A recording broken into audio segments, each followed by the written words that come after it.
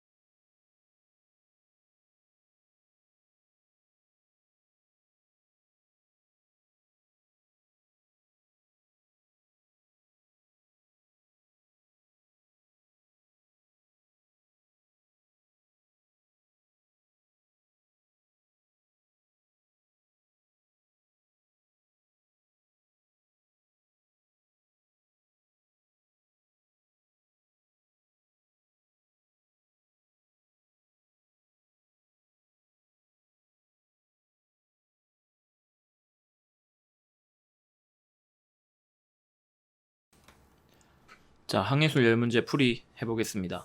자, 선박 톤수에 대한 내용인데 이 선박 톤수 파트 같은 경우는 각각 설명을 읽어보고 얘가 어떤 톤수인지를 구분을 잘 할 수가 있어야 되겠죠. 크게 일단 나눠보면 톤수라고 하는 거는 용적 톤수 하고요. 그리고 중량 톤수로 나눠지게 되는데 이 중량 톤수라는 건 기본적으로 배수 톤수를 기반으로 합니다. 선박이 이제 물에 들어갔을 때 잠기는 부분이 있죠. 거기서 나오는 이제 물의 배수량을 가지고서 이거를 톤수로 계산을 하는 거를 얘기를 하고 용적 톤수에 크게 총 톤수가 있죠. 총 톤수에서 이제 선박의 사이즈를 재는 어떤 수치 기준이 되고요. 그 다음에 순톤수는 선박에서 상업에 사용되는 공간들을 얘기를 하는 겁니다. 그래서 뭐 여객이라든지 화물이라든지 이런 것들을 운반하거나 실는 공간을 용적으로 나타낸 거고, 중량 톤수 같은 경우는 대표적으로 재화 중량 톤수가 있죠. 영어로는 데드웨이트 토네이지라고 하는 거고, 선박이 얼마나 많은 어떤 화물이라든지 이런 연료라든지 이런 애들이 실리냐 요거를 얘기를 하는 거고, 재화 중량 톤수 중에서도 순 재화 중량 톤수는 연료 청수, 사람의 짐, 사람 자체의 무게 이런 거를 다 제외한 화물만을 또 측정을 한 거라고 생각하시면 되고요. 기본적으로 재화 중량 톤수에서 어떤 선박의 상업적 가치를 우리가 알 수 있기 때문에 매매라든지 용선이라든지 뭔가 사고 빌리고 이렇게 할 때 가격 책정하는 기준이 됩니다. 여기까지 보고 한번 내용을 볼게요. 일단 화물을 실는 데 있어서 적하계수라는 게 나와요. 적하계수는 뭐냐면은 1톤에 해당하는 화물을 실을 때 얼마나 많은 공간을 차지를 하냐라는 거죠. 예시를 들어서 볼게요. 동일한 화물의 공간이 있다고 가정을 해볼게요. 화물창이 있다고 가정을 했을 때 철로 된 어떤 육각형을 놔뒀는데 얘가 1톤이에요. 그리고 반대쪽에 있는 화물에다가는 밀가루를 1톤을 이렇게 실은 거예요. 그랬을 때 얘가 차지하는 공간이 1 세제곱피트라고 가정을 하고, 얘가 차지하는 밀가루가 차지하는 공간은 10 세제곱피트라고 가정을 해보겠습니다. 자, 그럼 중량은 같은데 공간은 얘가 더 많이 차지했죠? 요거를 적하계수라고 하는 거예요. 적하계수는 밀가루가 더 크겠죠? 그래서 요거를 보고 우리가 뭘 할 수 있냐면, 이 SF라고 불리는 적하계수는 화물의 종류라든지 적지 않은 장소라든지 어떤 방법이라든지 이런 거에 따라서 천차만별로 달라질 수가 있겠구나 라는 걸 알 수가 있습니다. 동일하다고 돼 있기 때문에 틀렸고요.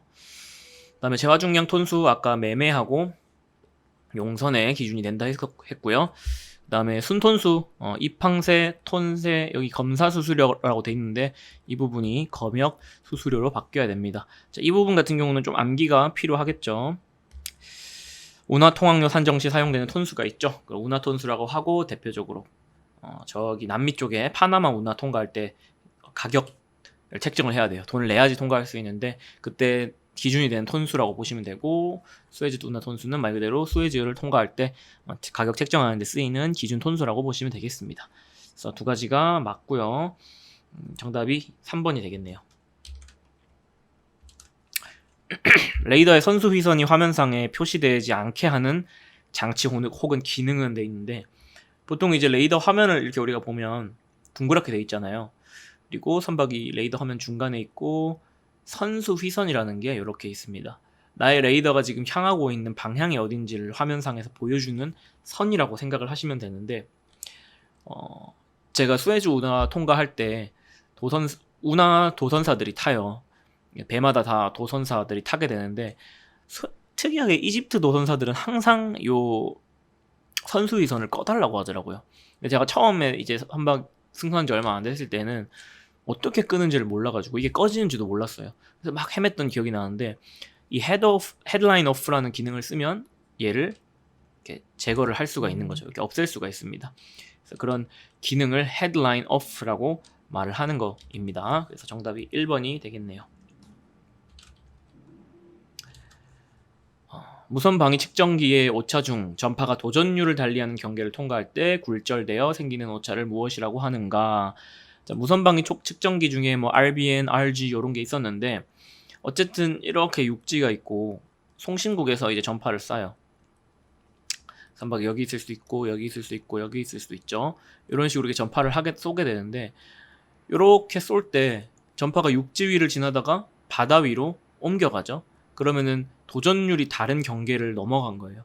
이러면서 굴절이 돼서 오차가 생길 수도 있는데 이런 거를 우리가 해안선 오차라고 하는 거고, 어떨 때 해안선 오차가 좀 덜 하냐면 해안선하고 선박이랑 이 육상국을 연결하는 무선 있죠? 무선 전파, 얘가 직각으로 전파가 나아갈 때 덜 하고요. 이런 식으로 각이 조금 있으면 있을수록 육지 쪽으로 휘어집니다, 오차가. 그래서 직각일 때가 좀 적다, 뭐 이런 거는 그냥 팁으로 하나 기억하시면 되겠습니다. 어쨌든 정답이 1번이 되고요. 그 다음에 4번, 종늑골식 구조 양식에 관한 설명으로 틀린 것은 모두 몇 개인가? 일반적으로 선박들이 횡늑골식을 사용을 해요. 많은 사람들이 횡늑골식에 대해서 머릿속으로 그림으로 떠올릴 수가 있는데, 이렇게 갈비뼈 같은 걸 생각하면 되겠죠? 선박에 이렇게 갈비뼈가 들어가 있다고 생각하시면 되고, 갈비뼈 아래에 척추의 역할을 하는 이런 용골이 이렇게 들어가게 되는 거죠.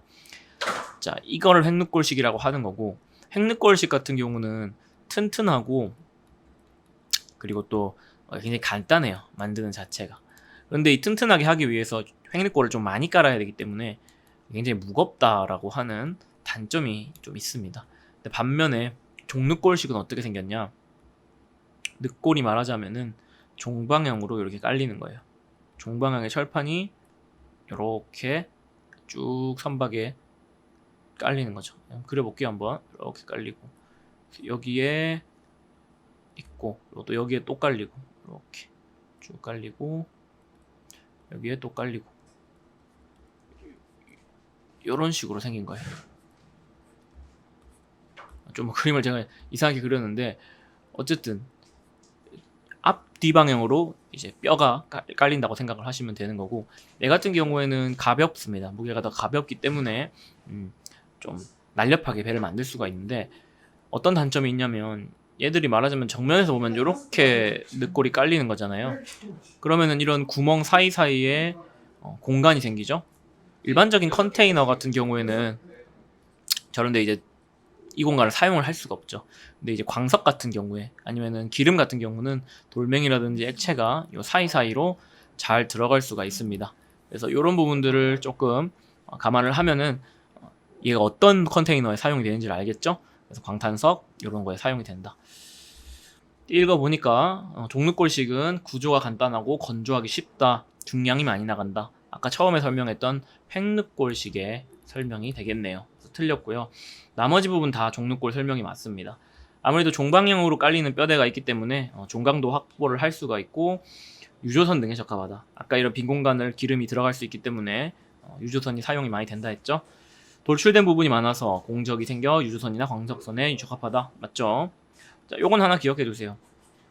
이 종늑골식은 누가 개발했냐면 독일의 독일 사람이 만들었어요. 이름이 이셔우드라는 사람이라서 이셔우드식 늑골 선박이다, 이런 식으로도 부릅니다.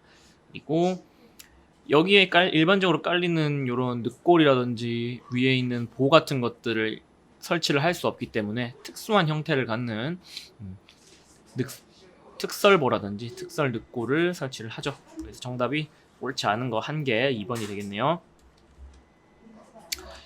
자, 그 다음에 5번 문제, 레이더 문제가 되겠는데, 본선이 진침로 100도로 항해를 하다가 상대 선박을 상대방위로 270도로 측정을 했어요.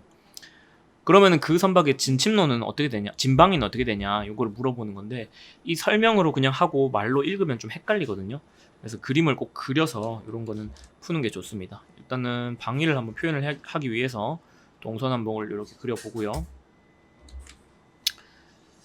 자, 본선이 보니까 100도로 항해를 하고 있었대요. 100도로. 그러니까 이렇게 항해를 하고 있었던 거죠. 이렇게 내가 항해를 하고 있었으면 북에서부터 100도만큼 침로로 향하면서 항해를 하고 있었다. 근데 이제 딱 상대 선박을 측정을 해봤더니 상대방으로 측정을 했대요. 그러면은 기준이 여기죠. 선수를 기준으로 해서 여기를 0으로 해가지고 측정을 쭉 했더니 얼마가 나왔다? 270도가 나왔대요. 자, 이거는 상대방입니다. 여기서부터 잰 거예요. 그랬을 때 얘의 진방위는 그럼 어떻게 되냐? 쉽죠? 요게 지금 100도였고요. 상대방이 여기가 270도였으니까 두 개 더하면 되겠죠. 100도 더하기 270도는 370이 나오니까 요거는 방위니까 010도 이렇게 하면 되겠네요. 정답이 1번이 되겠습니다. 뭐 어려운 문제가 아니고 그림을 이렇게 그려놓고 차근차근 풀면은 되겠습니다. 자, 그 다음에 6번 해류에 대한 설명인데, 해류 중에서도 취속류라는 게 있어요. 바람 때문에 해류가 발생을 하는 건데 어떤 바람에 의해서 생기냐, 이런 거를 좀 알아야 됩니다. 어떤 해류가 어떤 바람에 의해 생기냐. 일단 지구를 한번 그려볼게요. 이렇게 지구를 쭉 그려놓고 적도가 있겠죠? 적도가 이렇게 있고, 바다의 북동쪽에서 북동무역풍이 붑니다. 그러면은 해류가 생기고 걔를 적도의 북쪽에 있다 북적도 해류라고 불러요. 그리고 남동 무역풍이 불어서 생기는 해류는 남적도 해류, 뭐 이렇게 불러요. 적도 남쪽에 있다, 이렇게 되는 거죠. 그러고 나서 이 북적도 해류가 이번에는 편서풍의 영향을 받아가지고 또 해류를 만들고, 요거를 우리가 쿠로시오 해류라고 부르는 겁니다. 일본하고 한국 사이로 뭐 대만 쪽으로 해가지고 이렇게 흐르는 해류인데 굉장히 세요. 얘가 검은 바다라는 의미를 갖게 되는데, 검은 색깔의 바다다. 어쨌든 요거 기반으로 한번 볼게요. 가번에 북적도 해류는 아까 북동쪽에서 부는 북동무역풍에 의해서 생긴다 했죠. 북동무역풍. 그 다음에 아까 크로시오 해류가 편서풍에 영향을 받는다고 했는데, 말하자면 얘의 이 자매격에 되는 해류가 있어요. 여기는 이제 동아시아 쪽이고, 저쪽 미국 쪽으로 가면은 똑같이 또 편서풍의 영향 때문에 생기는 멕시코 만류가 있습니다. 네, 역시 얘도 뭐다? 얘도 편서풍 때문에 생기는 거죠. 똑같이 크로시오랑. 그래서 편서풍. 그 다음에 보류라는 거는 뭐냐면 어떤 지역에 해류가 생겼어요. 그래서 얘가 해류가 쭉 나가고 나면은 뭐 이런 식으로 이쪽에 있는 물이 빠지게 되고 뭐 경사가 생긴다거나 할 수 있겠죠. 그러면 그 부분을 또 보충을 해주기 위해서 물이 흘러갈 겁니다. 이런 거를 보충해주는 해류다 해가지고 보류라고 부르는 거죠. 정답이 2번이 됩니다.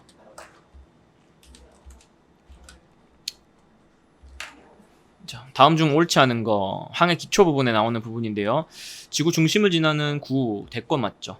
그다음에 이번에 점장도 상에서는 항정선이 직선으로 표시가 되죠. 그리고 극에 가까워질수록 오차가 크다. 자, 이거는 뭐 설명을 한번 할게요. 무슨 말이냐면 지구가 이렇게 있을 때 좌우선 극에서 수렴해요. 그렇죠? 이렇게 수렴을 하고, 그리고 거등권 혹은 뭐 항정선 같은 경우는 원래 이렇게 곡선이잖아요. 근데 요거를 점장도라고 하는 해도에서 보면은 항정선은 당연히 직선으로 이렇게 표시가 되고, 좌우선 같은 경우에도 원래는 이렇게 극에 모여 있죠. 수렴이 돼 있는데 그 수렴된 부분들을 다 펴놨습니다. 그러면은 점장도 같은 경우는 요런 극지방 같은 경우 극에 가까운 부분은 오차가 굉장히 클 거예요. 그래서 요거 경계를 정해놓고 사용을 하는데, 그 경계가 북위로 남위로 70도 정도다라는 설명이 적혀 있는 거죠. 그래서 이 위로 올라가면 점장도 이용에는 좀 오차가 크기 때문에 부적합하다라는 말이 나오는 거고, 그래서 1, 2번 다 맞죠. 그 다음에 위도가 60도일 때 변경은 동서거의 2배와 같다, 이렇게 되어 있는데, 자, 이것도 한번 볼게요. 지구를 이렇게 그리고 적도를 한번 그려보겠습니다. 적도를 이렇게 그려요. 그리고 좌우선 그려볼게요. 좌우선 하나,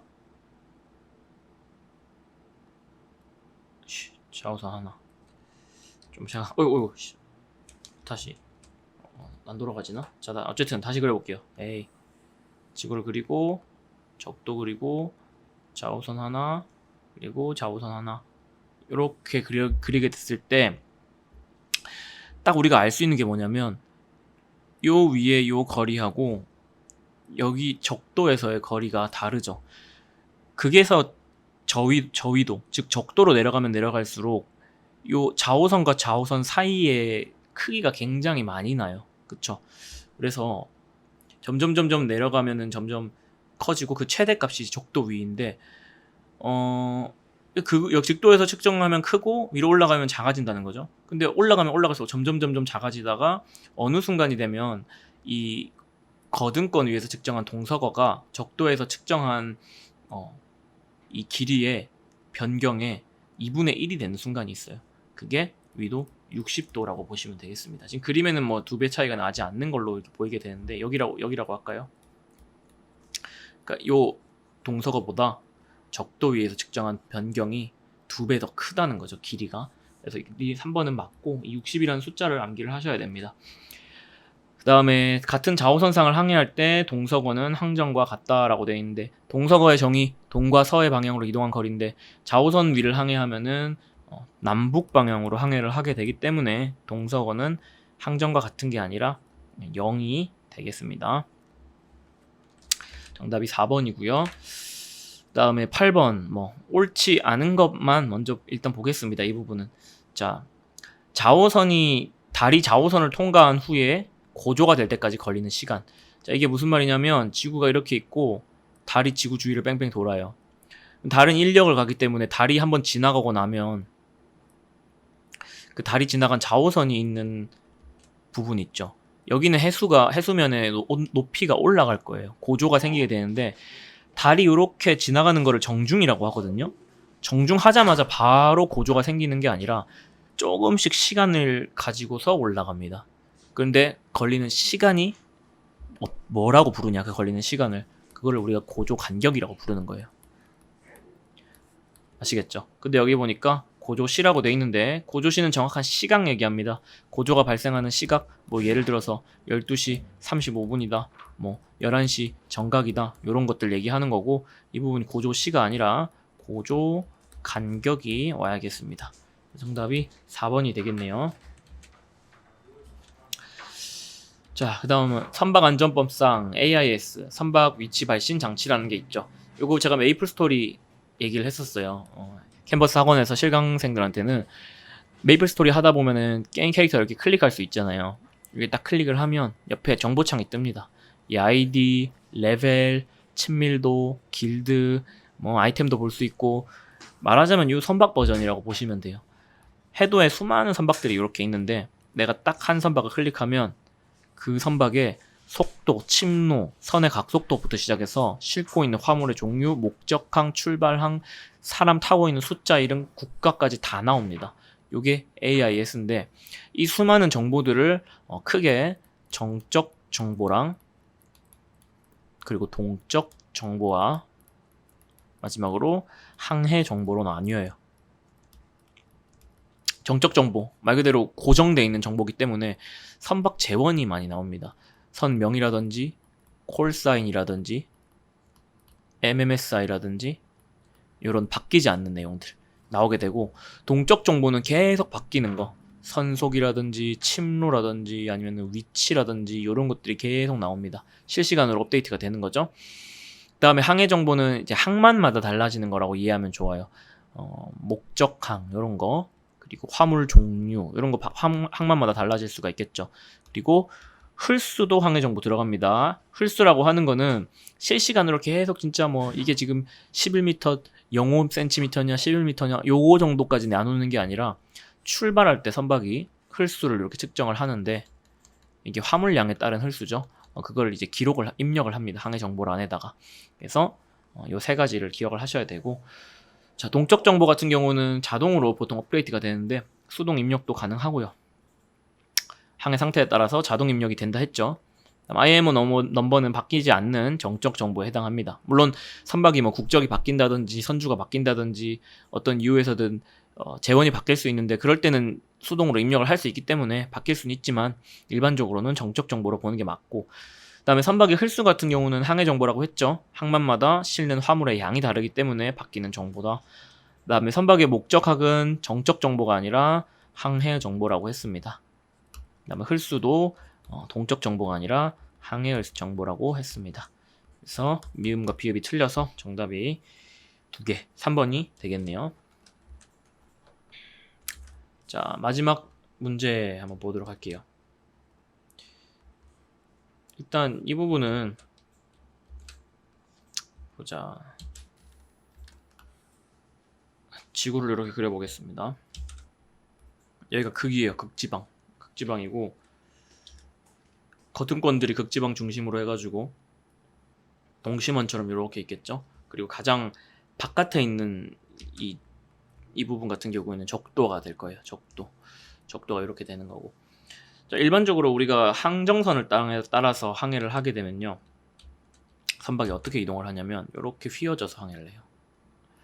그래서 내가 A 지역에서 B 지점까지 가려면 직선으로 가면 빠를 텐데 그렇지 못하고 항상 이렇게 돌아가는 거예요. 근데 대권을 따라서 항해를 하면요, 직진할 수 있습니다. 이렇게 쭉 가로질러서 지구 중심을 지나는 구가 대권이니까 이렇게 쭉 가로지를 수가 있는데, 요걸 이제 대권 항로라고 하는 거고, 이때의 뭐 침로, 요거를 출발 침로, 도착 침로를, 도착했을 때 각도를 도착 침로, 뭐 잘 문제없이 적혀 있고요. 자, 근데 제가 말씀드렸던 게 뭐였냐면 이 대권 항해라는 게 사실은 물리적으로 불가능해요.